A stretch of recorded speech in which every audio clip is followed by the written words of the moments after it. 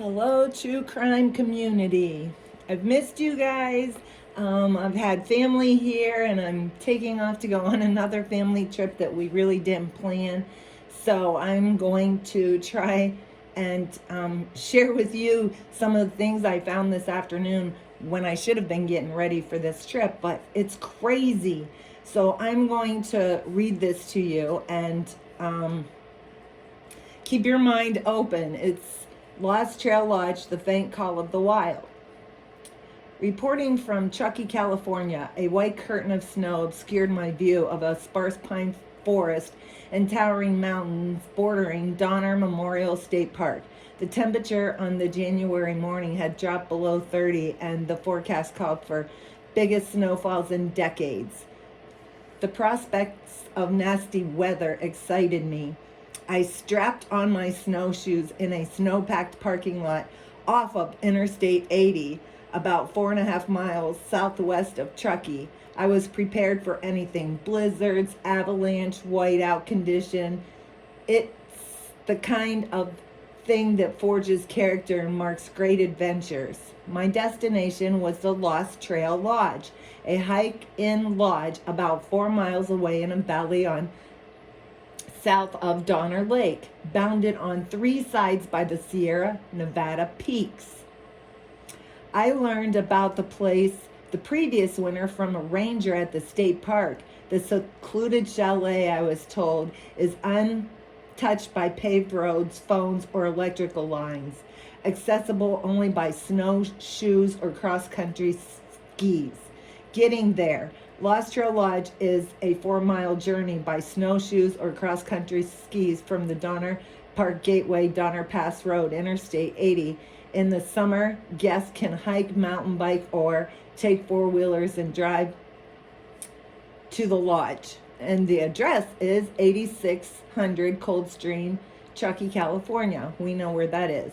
The lodge is open year-round. It has 7 cabins and a loft with 20 beds. The hikers in lodges have gained popularity in the recent years. Outdoor enthusiasts try to escape the increasingly intrusive grip of cell phones, BlackBerry, Wi-Fi. Similar lodges in Tennessee, Montana, Alberta, Canada, and along the Appalachian Trail in Georgia are doing a brisk business. So the same kind of thing that they're doing in Truckee, they're doing great business in Tennessee, Montana, Canada, all those ones I mentioned. I grew more excited as I learned about the lodge. My previous few out-of-town trips had been cushy, warm hotels, room service, heated pools. I ached for adventure, something dangerous, and an adrenaline surge. The lodge, surrounded by miles of snow and forest, surrounded just right. I was possessed by the spirits of Jack London, Henry David Thor, and Christopher McCandless. I was heading into the wild. In the parking lot behind the gas station, I checked my supplies and equipment and waited to join the other guests for the 2-hour trek to the lodge. Guests must bring in their own food, so I crammed in my backpack freeze-dried soup, bags of granola bars, flasks of whiskey. Who knew I might need it, the booze, as anesthetic for a backcountry amputation. All the guests had to sign a liability before beginning on the hike. Anything could happen out there. But I realized quickly that the Lost Trail Lodge was not, that the West Trail Lodge would not be the John Kukor adventure I had anticipated. The first hint came when David Robinson, the owner of the lodge, roared up to the parking lot on a snowmobile offering to carry the heaviest supplies. What sort of supplies, I wondered. Axes, firewood, bear traps? No, the guests started loading the snowmobile with boxes of red wine, beer, and 5 cooked pizzas. I came here looking for an into the wild experience. Instead, I got into the mild. Robertson's snowmobile tore up the trail with a roar, the smell of pizza and fuel exhaust wafting in the air. The snow fell steadily for more than 2 hours. I listened to the crunch, crunch, crunch of our snowshoes grinding away at the glistening snowpack. So that's them getting there. It was bitterly cold. Hike ended when we crossed a small wooden bridge over a frozen creek and came to a clearing. The Swiss chalet style lodge was nearly hidden behind a stand of snow-covered trees. Inside the glass pane front door, sofas, cushion chairs furnished a big, comfortable living room centered on a large river stone fireplace. A black iron stove burned warm inside the fireplace. And we know that Mr. Robertson brought all of that stuff to, the lodge. He did it himself with, I think it was horses, they said. Then it talks about the decor. I'm not going to read all this. The rooms were rustic and spacious, and they had small jacuzzis made of river rock. Most of the guest members of the local chapter of the Alpine Club, a group of tough-as-nails outdoor adventurers. These are the kinds of folks who sit around comparing death-defying rock climbs and mountaineering adventures. The group had been meeting here annually for 3 years. It seems so innocent, right? After hauling in climbing gear, they formed a bucket brigade to carry in libations. Someone handed a box of Negra Modelo beer. Then came a box of Sierra Nevada beer and a case of Charles Shaw wine. So it sounds like they were going to do some partying. It was hard to believe that the slow-moving host once headed a powerful water agency in Lake Tahoe, used his savings to buy 2.5 acres and build a 3,700 square foot lodge out of river stones and pine lumber. How did this guy in this ridiculous knit cap figure out how to power the lodge with 35 kilowatts of electricity and not tap into the municipal utility? During my visit, Robertson continued to impress me as a man of skills. After a dinner pizza, pasta, shish kebab, everyone cooked what they brought and shared. Robertson distributed musical instruments that were strewn around the lodge: guitars, mandolins, banjos, tambourines, and massive upright bass. You don't know how to play? No problem, Robertson said. Put your fingers on this and pluck, he said to a guest. At Robertson's direction, I strummed a series of chords on the guitar while another guest plucked at a bass. Robertson picked up the melody on a mandolin. Oh yeah, he can read music as well as electronic schematics. With a little coaxing, he orchestrated something that passed for music. Later, the groups broke into chatty chat groups. Robertson sat down at the upright piano and played in the living room. The piano had tiny barroom sound like something you'd hear in the Old West saloon. Robertson made that sound by pushing metal thumbtacks onto the piano's felt tip hammers. The living area slowly emptied. Guests wandered back to their rooms, most adjoining the main lodge, because he had overlooked. Robertson put me in a tiny one-room cabin heated by a wood-burning stove about 50 yards from the lodge, seepily from too much wine. So in the morning, they made bacon and eggs, and the American Alpine Club took off for a hike, which is what they were there for. They said it was beautiful. The sky was blue, spun sparkle off the freshly fallen snow. Excuse me. The sound of ice picks digging into the frost cascade echoed off the cliff. I watched the climbers take turns scaling the waterfall. I wanted to climb to the giant icicle. It seemed like the adventure I was seeking. I didn't have crampons, and honestly, I was more interested in heading back to see what Robertson had in store for us next. Crampons are those kind of shoes that have the teeth in them when you climb, ice or whatever. They just help you dig in. Back at the lodge, new guests sat around the fireplace, 2 men and a woman with a Dolly Parton hairdo. They were tonight's entertainment. Tahoe-based band called West Wind. Robertson brought the band in on a diesel-powered 4-track Snowcat. After a dinner salad, pasta, garlic bread, I poured myself a glass of wine and found a stool in the crowded living room where we crammed on the sofa and chairs and circled around the band, instruments and microphones propped in front of the fireplace. Robertson's 150-pound Great Pyrenees dog, Opie, stacked out the best spot at the foot of the musicians.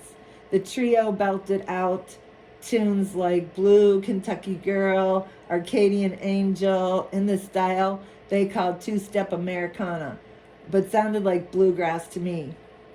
As the band played tragically beautiful songs, Robertson strummed along on a guitar, other times on a mandolin, and once a stand-up bass. Sometimes during the band's second set, the lodge suddenly went dark. The light of the half moon outside cast silvery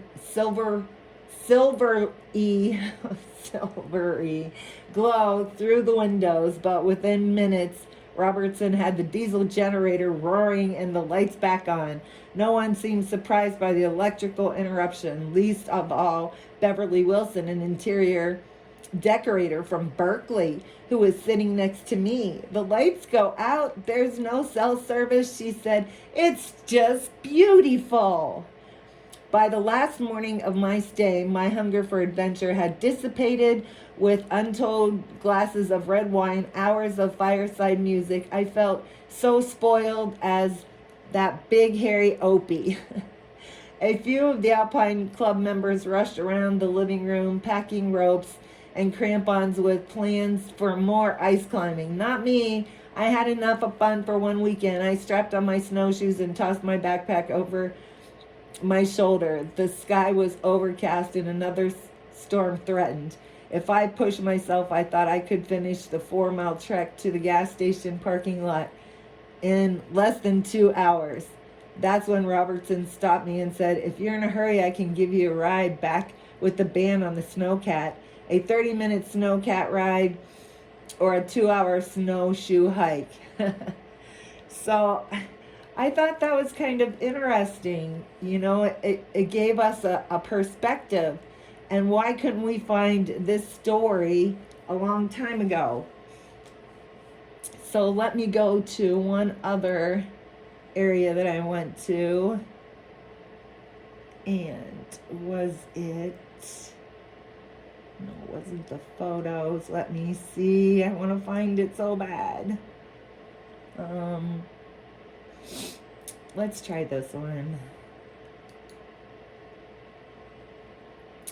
Yeah, it's for sale. Who owns it? Is this it? Let me see. Oh, yeah, this is it. Okay, are you ready? So, Kylie Rodney's devastated family puts 2,710 square foot cabin lodge where the 16-year-old grew up for sale. So it talks about the ski lodge where Kylie grew up and she had been reportedly, where she was raised, has been reportedly placed for sale. The 16-year-old had been missing since August the 6th, before her dead body and an SUV were pulled from the lake on Sunday, August the 21st by Adventures with a Purpose. Later, Nevada County Sheriff Coroner carried out autopsy and confirmed the remains were Kylie Rodney. However, the cause of death is yet to be determined as a probe into the teen's death is still on. Her family decided to let go of the bedroom hotel called Lost Trail Lodge, where she spent her childhood. David Robertson, Kylie's grandfather, who asked 1.7 million, said Kylie was living here with her family, who ran the business before she went missing. Okay, we already know about the. Okay, so realtor Jim Wiggins of Corcoran Global Living is helping the family sell the property. He was speaking with the son. The family were just tired of running the business. When Kylie disappeared, they just said that was it. Kylie grew up there. She had been living at the lodge until her disappearance. Now she's gone, and the family even more motivated to move ahead with the sale of this property. That has me, why you want to move so fast? I mean, I know it was up for sale before she went missing, but it's just something. Rodney's grandfather started building the lodge in 1997. Took him 5 years, and he took everything up there. Meanwhile, Kylie Rodney's grandpa, 70-year-old retired civil engineer, had said she is tough. She was able to hop in a car and know the road, no problem. Where other people might not have wanted to drive down, she would have, he said. He said she had her own snowmobile and she had her own driver's license and she had been driving for months. Now, I don't know how, unless she already, had gone and, got her own guardianship taken from her parents, like she divorced her parent. But that's not a fact, so we don't know. After her body was discovered on Sunday, the grieving family issued a statement on Tuesday, the 23rd. While we accept this sadness cast under death's shadow, the rising sun shall shine light upon us, reminding us not to mourn our loss, but to celebrate Kylie's spirit and the gift that we all received in knowing her. Kylie will surely remain with us even though we will not get her back. There are certain occasions when words fail. Perhaps this is why our human nature has given us art, dance, music, which all are often more effective ways to connect to each other and our raw emotions. Kindly excuse us as we retreat and dance privately to life's song while we celebrate our daughter's spirit and heal our souls. And the statement concluded. I thought that was pretty interesting, and I had never seen that. I wished I had seen it, but I didn't. And then let's see if I can find one more for you that's quite interesting. Come on. This is scary interesting. What? Let's see what happens here. Then I have to go back to Google.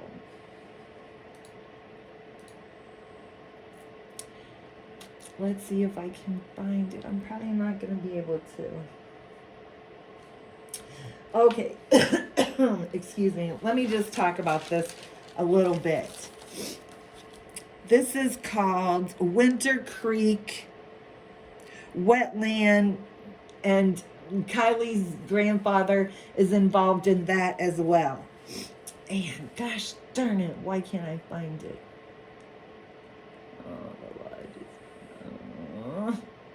Let me go down a little further.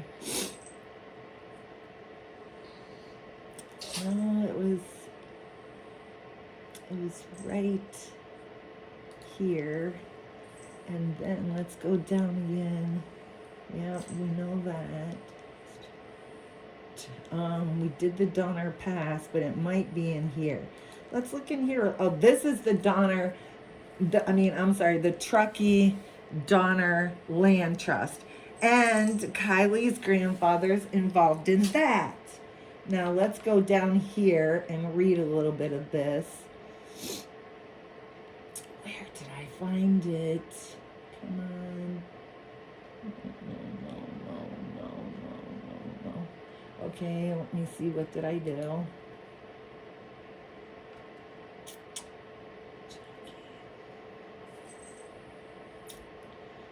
It has to be that one. Okay, let's see if I can find it again. I'm not going to be able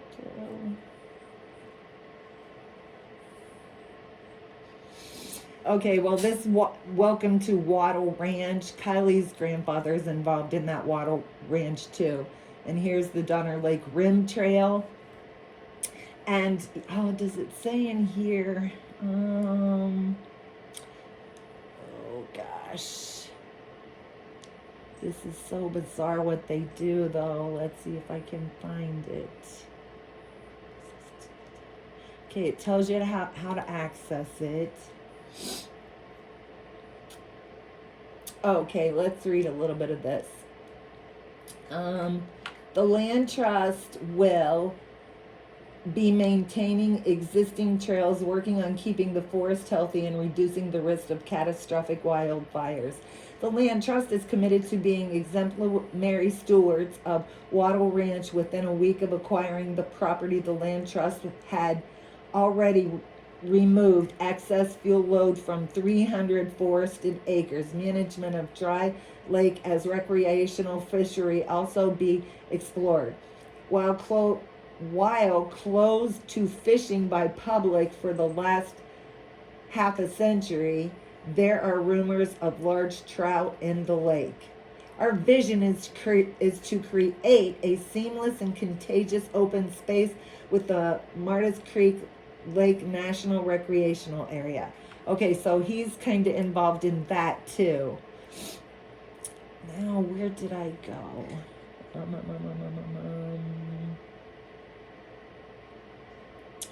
Maybe I'll kind of stop there and see what you guys think. But there is so much more that I have, but I do have to share this with you. This is creepy. Now, if you do want to go to some of the places I went to, it would be something you would probably be interested in. It's backcountry tours. Let's see what backcountry tours says. I'm sorry, I'm hesitating here, but I'm not fast at this. Delete. Okay. Oh crap, we gotta go here. Okay.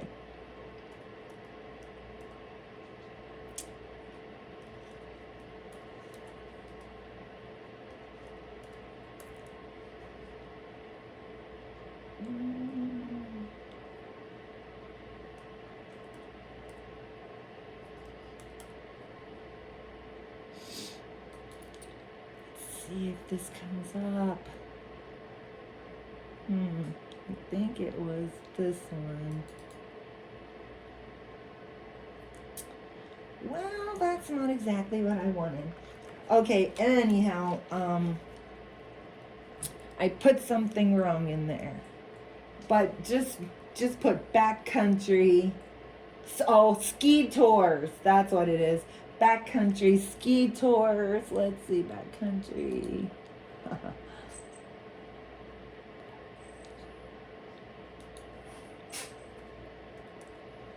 Okay, now let's try it. Oh.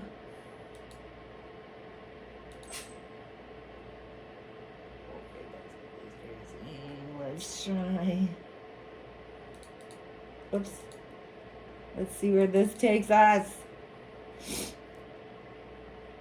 Okay, so this takes you to, backcountry pass and skiing, but this isn't. I'll have to look at the link for you. But when you find this, you'll find Fisher Lake Overlook Snowland Network. The Snowlands Network is Kylie's grandfather. He's kind of into that. He's connected to that. Nope, that's where I was, huh? So that's kind of interesting. Gosh darn it.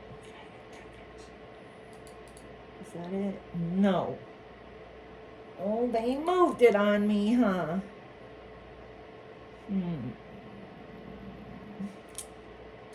Crap.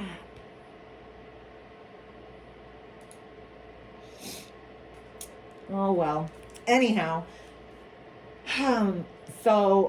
David is involved in Snowlands um, .org tour, ski tours in Sierra Nevada backcountry. He's also involved in the Backcountry Film Festival.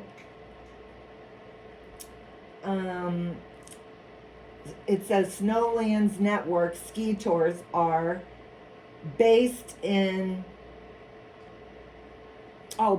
on Marcus Liebkin guidebook series Ski Tours in the Sierra Nevada. So their tours are based on that author's book.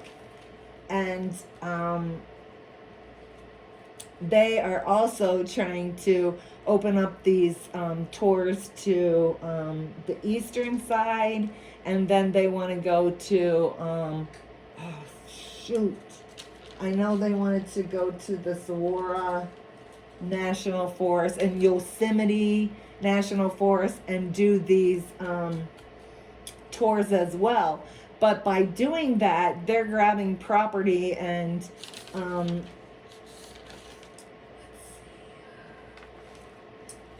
where is it?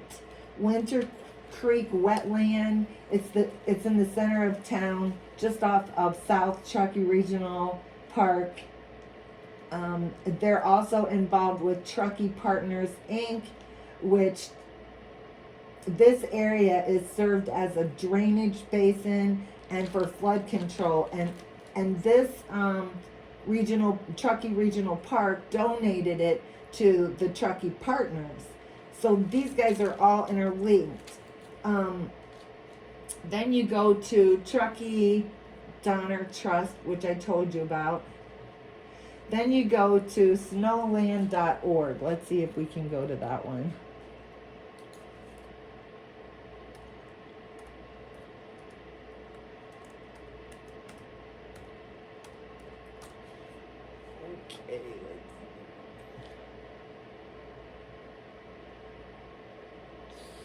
Okay, let's try. Oh yeah, this is it right here.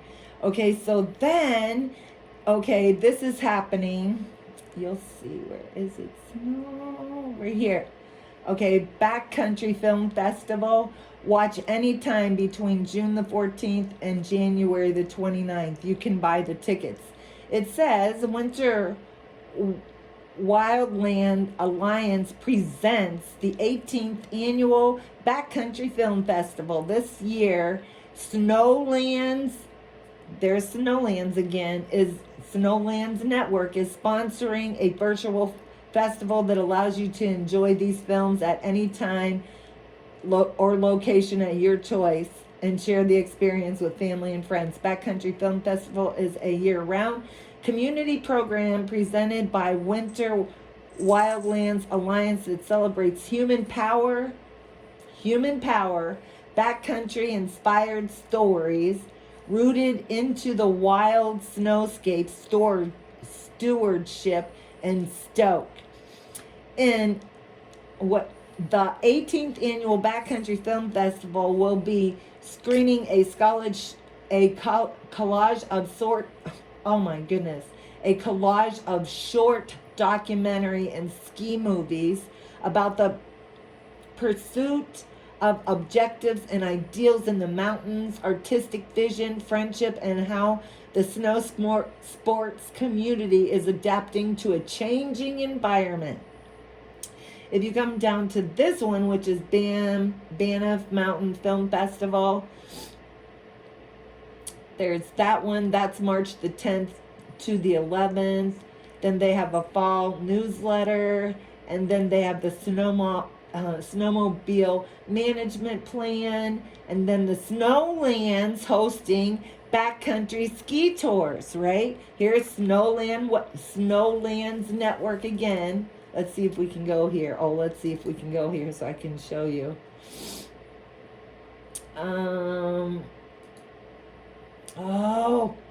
Gosh darn it. Let's see. Is it here? S-T-T-T-T-T-T-T. Oh no, L. Lost. Is there any lost? No. Okay, so shoot. Now it's going to take me out again. Anyhow, you guys are kind of getting the drift, right? And I can give you more. Oh, I need that though. Oh, you got to see this. I'm telling you, it's crazy. What was that?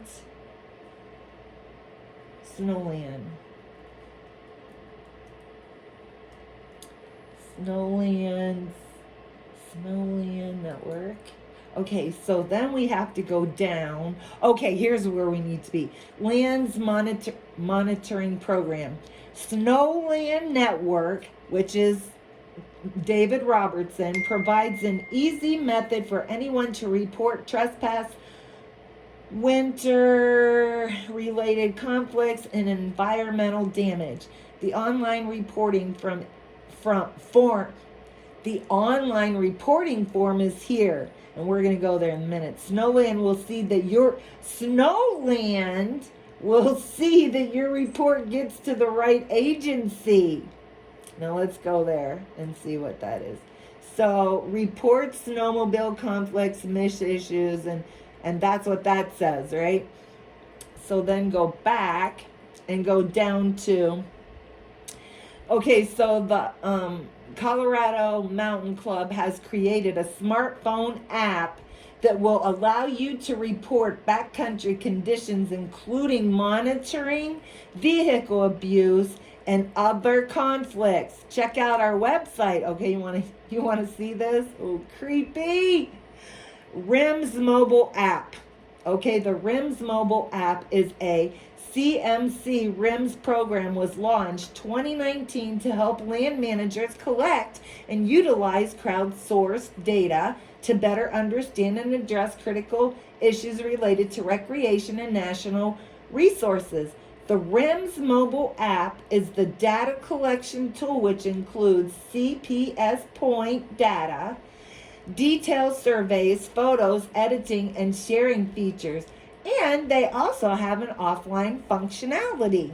App users can report trail maintenance needs, inventory, campsites, track visitor use, and more to help agencies and stewardship group prioritize hotspots and deploy crews to work on the trail issues.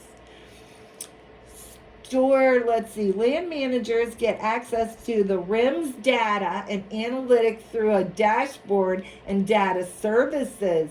So the land management can access your RIMS anytime he wants.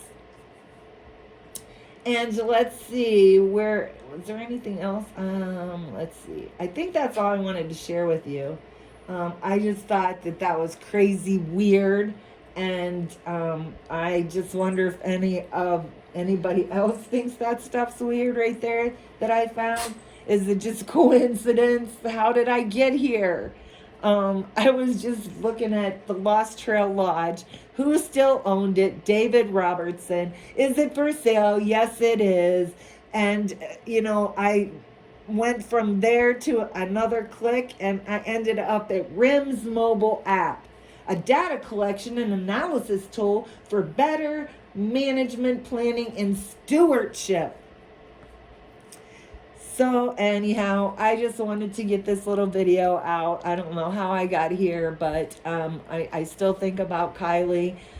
Maybe don't put out as many videos because I don't have as much time to myself like I did today, which this took all day. It was fun. But God bless all of you, and I hope you enjoy.